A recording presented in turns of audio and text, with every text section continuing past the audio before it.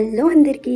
So, ఈరోజైతే యమ్మీ రెసిపీతో వచ్చేసానండి మీ ముందుకి. యెస్! గార్లిక్ టొమాటో రైస్ ఎంత యమ్మీగా ఉందంటే మా ఇంట్లో అయితే చాలా ఇష్టంగా తిన్నారు. స్పెషల్లీ మా హస్బెండ్ అయిపోయిన తర్వాత కూడా ఇంకా ఉందా అని అడిగారు. అంత యమ్మీగుంది. సో, చాలా simple process. Let's go into the process.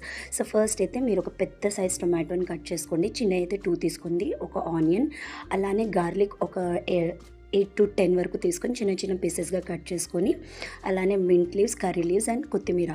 ఆ తర్వాత బాండీలో ఒక 1.5 టేబుల్ స్పూన్ ఆయిల్ అయితే పడుతుంది మీకు దీనికి. అందులో కొంచెం జీలకర్ర వేయండి. ఆవాలు అసలు యూస్ చేయకండి, ఓన్లీ జీలకర్ర యాడ్ చేయండి. అవి కొంచెం చిటపట అయిన తర్వాత మన గార్లిక్ సన్నగా తరుక్కున్నాం కదా, అవి వేసేసి ఇవి కొంచెం బ్రౌన్ అయిన తర్వాత ఇందులో ఆనియన్ వేసేయండి. ఆనియన్ కూడా మంచి గోల్డెన్ బ్రౌన్ కలర్లో రావాలండి. సో ఇందులో కొంచెం అంతా మనం మింట్ లీవ్స్ కట్ చేసాం కదా, అది కూడా యాడ్ చేసి ఇలా పించ్ ఆఫ్ సాల్ట్ వేయండి, జస్ట్ ఫర్ ఆనియన్స్ వేగడానికి. సో ఇది బాగా వేగిన తర్వాత ఇందులో మనం కొంచెం అంతా పసుపు యాడ్ చేసేద్దాము. ఇప్పుడు నేనైతే పసుపు యాడ్ చేస్తున్నాను. పసుపు కూడా కొంచెం ఓవర్గా అవసరం లేదు, కొంచెం అంతా వేసి అది కూడా బాగా మిక్స్ చేసేసుకోవాలి. మిక్స్ చేసిన తర్వాత ఇందులో అయితే మన కట్ చేసుకున్న టొమాటోస్ యాడ్ చేసుకుందాం. సో చెప్పాను కదా, పెద్దదైతేనేమో ఒకటి సరిపోతుంది, చిన్న అయితేనేమో ఒక 2-3 తీసుకోండి. ఎందుకంటే మనం చేసేదే టొమాటో రైస్ కదా, garlic tomato rice. So garlic and tomato quantities కొంచెం ఎక్కువ ఉండేలా చూడండి. సో మిక్స్ చేసుకున్న తర్వాత ఒక 2 మినిట్స్ దీన్ని లిడ్ పెట్టేసి కవర్ చేసి కుక్ చేయండి. కుక్ చేసిన తర్వాత మనకి ఇలా సాఫ్ట్గా అయిపోతాయి టొమాటోస్ అన్నీ. సాఫ్ట్గా అయిపోయిన తర్వాతనే ఇందులో కొంచెం చిల్లీ పౌడర్ యాడ్ చేయండి. సో మీరు స్పైస్ అనేది మీ టేస్ట్ లెవెల్కి సరిపడా మీరు చూస్ చేసుకోండి. చిల్లీ పౌడర్ తర్వాత కొంచెం అంతా నేను ధనియా పౌడర్ యాడ్ చేశాను, ఇది ఇంగువ. అండ్ దాని తర్వాత amchur powder. Amchur powder is nothing but dried mango powder. దాని తర్వాత కొంచెం చికెన్ మసాలా. ఇవన్నీ వేసి దీని మీద ఇలానే లిడ్ పెట్టేసేయండి కలపకుండా. సో అలా పెట్టడం వల్ల ఫ్లేవర్స్ అనేది ఇంకా బాగా తెలుస్తుంది. సో మసాలా ఫ్లేవర్స్ బాగా అంటే బాగా తెలుస్తుంది మనకు రైస్లో. ఇప్పుడు 1 మినిట్కి లిడ్ తీసేసి దీన్ని బాగా మిక్స్ చేసేసుకోవాలి.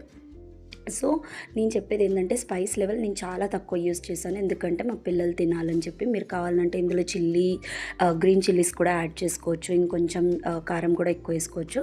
ఇదంతా ఫ్రై చేసుకున్న తర్వాత ఇందులో ఇప్పుడు నేనైతే ఇక్కడ లెఫ్ట్ ఓవర్ రైస్ తీసుకున్నాను.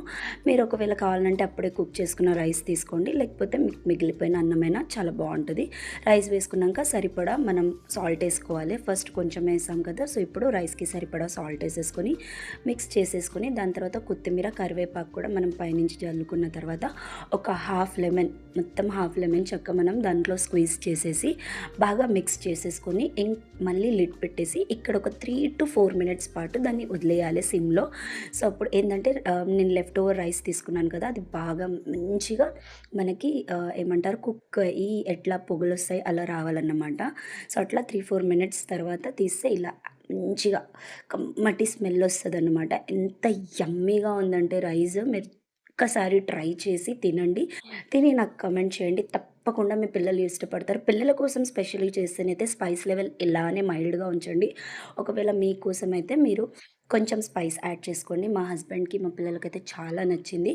దీన్ని మంచిగా మనం ఆనియన్‌తో దాని మీద ఇంకొంచెం లెమన్ స్క్వీజ్ చేసి తింటే అబ్బబ్బా! చాలా యమ్మీగా ఉండేనండి. వేళ్ళు ఇలా నాకేసుకున్నాము. Thank you for watching my videos. Bye.